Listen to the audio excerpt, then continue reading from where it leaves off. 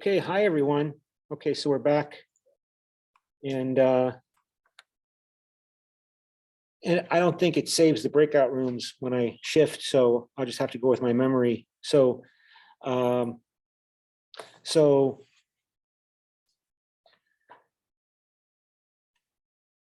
sorry, I'm a student, another student. What's your name? Munson, pick a number between 1 and 2. Okay, and so that will be Kwante Wak. Yes, you were in room 1. So Kwante Hak, what are the 4 questions that you came up with, your group came up with to ask these, begin to interview these 6 to 12 Japanese young people regarding their tattoos? Okay.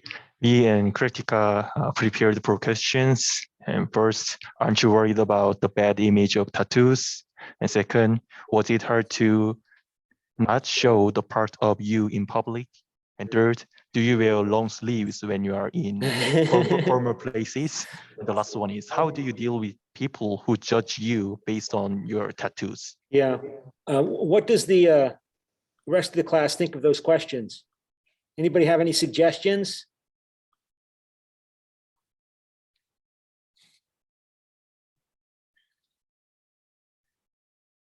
Anybody have any additions in the group?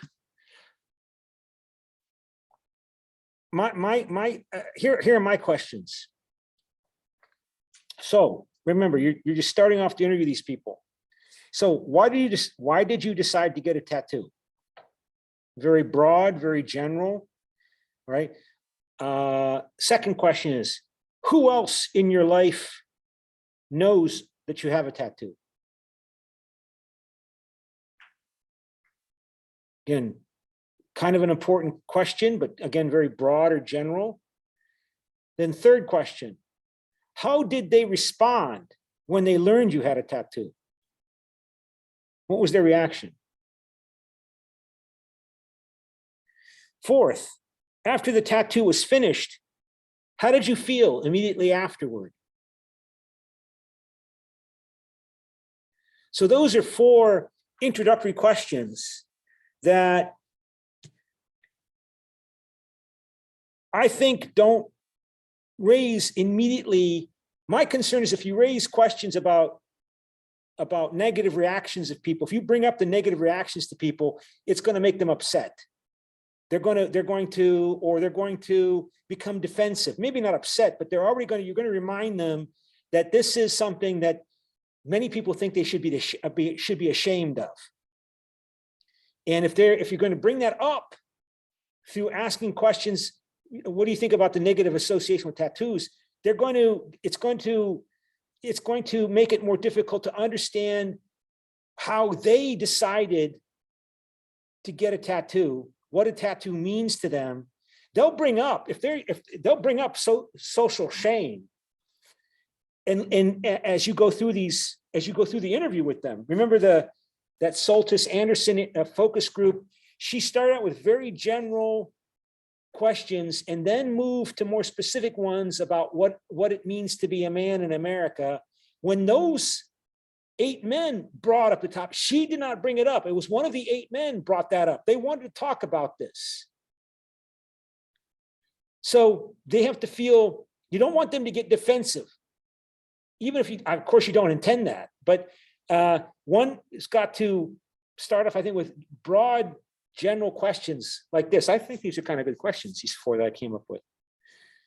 But that's just the first 4. And then as the questions go on, as they respond, you then have to, it's called a semi-structured interview. There's certain questions you ask everybody, but then as the responses develop, you let them direct the trend in the interview, the themes, the topics that come up in the interview. You let them determine what they are through their responses and what they want to talk about, that they mention. It's called, again, a semi-structured interview. And who was in the next group? Moon Sun, were you in the next? Were you the one that was supposed to speak next? I'm sorry, I can't hear you.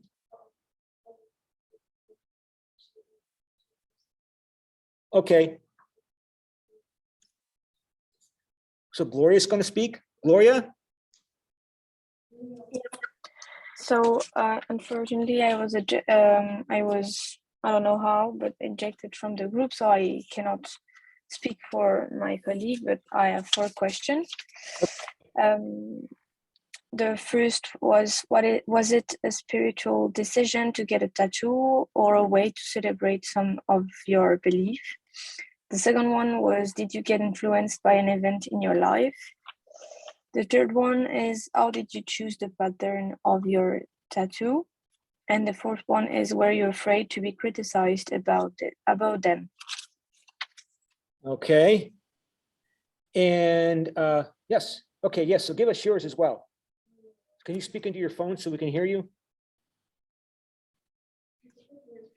No, I mean, yes, on Zoom, right? You're on Zoom, so you can use your microphone. My microphone times. Can you hear me? Gloria just have said about belief to using tattoo, and just in Japanese group Yakuza, but Can you speak up? I can hear you. Gloria just said about the in Japanese people using tattoo to show their belief in Yakuza. Go ahead, go ahead. Yakuza, using belief in Yakuza, and but using tattoos in Japan and Yakuza is just a negative effect in Japanese. But when I show many examples in social frames, tattoo usually using for social connection like friendship or bond. Just about not negative, not just negative, but also positive effect. We can think about tattoos in Japanese like Yakuza, but in social active like economy and economy or environment group in Japanese or other countries. So tattoo have many meanings in their lives belief.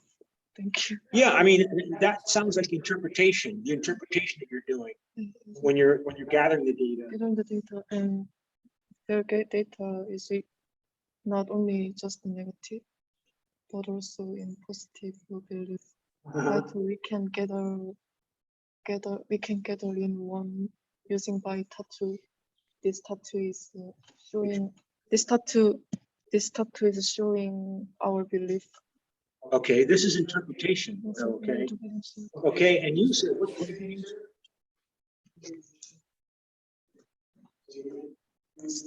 Okay, so give me your 4 questions.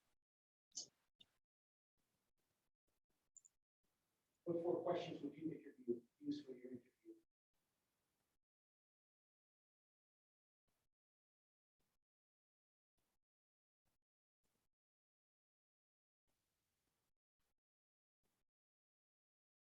Questions? Any additional questions or different questions? No? Well, I mean, again, this is the kind of research you would do for qualitative research. I don't think it's in this edition of the Cresswell and Poth book, but in the earlier edition of the Cresswell and Poth book, one of the was a phenomenological study. In other words, they interviewed 6 to 12 individuals in what was called the straight edge movement. And the straight edge movement is a punk rock group fan movement that it lives a punk rock lifestyle, but they are committed to not drinking and not using alcohol. And the researcher who was doing the study of this subculture it's called the straight edge subculture, was interested in this straight edge subculture because there was some reports or claims that these people were militant, were proto-fascists, skinheads. Have you heard of skinheads? skinheads are these people that dress and they like punk music and they dress up like punks, and they're radical nationalists. And so the claim was that the straight edge subculture was part of that skinhead movement. And this qualitative research project found out that was completely wrong. Let me see what comes up here when I type in. I got to open up Wikipedia here.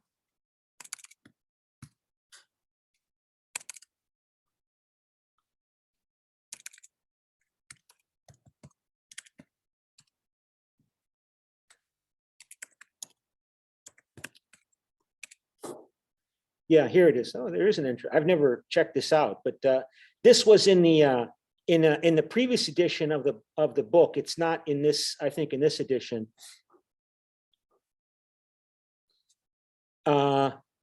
Straight edge, sometimes called XC or XXX or X, is a subculture of hardcore punk whose adherents refrain from using alcohol, tobacco, and other recreational drugs in reaction to the excesses of punk subculture.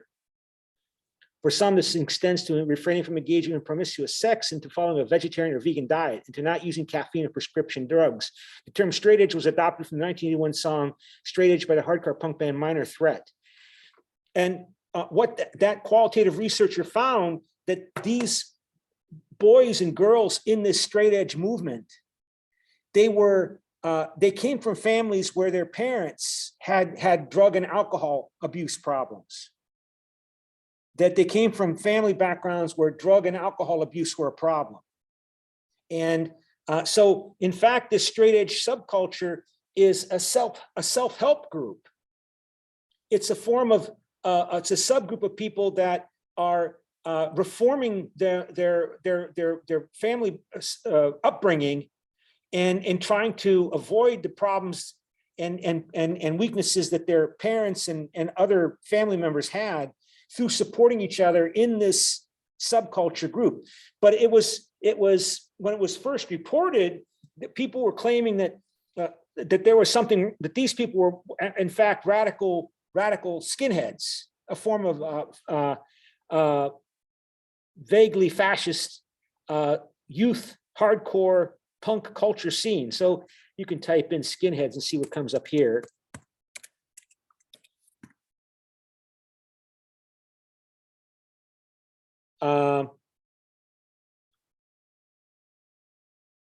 So here's the entrance for skinhead. I've never looked at this, but by the 1990s, neo-Nazi skinhead movements existed across all of Europe and North America, but were counterbalanced by the presence of such groups as skinheads against racial prejudice.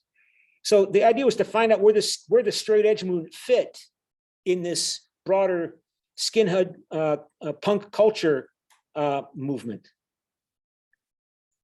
And so that was interesting to know. I mean, I because I've heard different things about the straight edge movement, and to find out through reading that published study that the Cresswell and Poth have in their book as an example of a phenomenological study, that no, we were wrong about the straight edge. The straight edge movement are people that are coming from family backgrounds that there was serious problems with drug and alcohol abuse, and they were supporting themselves to overcome that.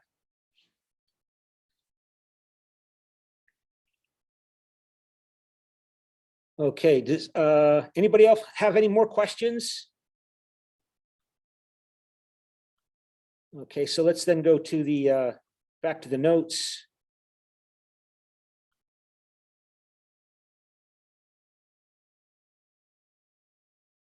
And if I can find them here.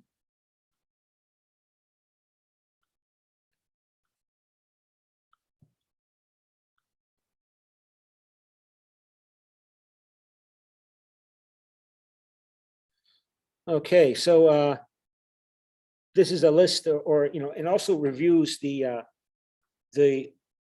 literature, the scientific scholarly literature on how to do qualitative social science. I told you, philosophy of science. That is an important field in academics. How to do science as a focus of this kind of research is covered here by Cresswell and Poth, reviewing the literature by Hath, by these different published scholars on how to do qualitative research.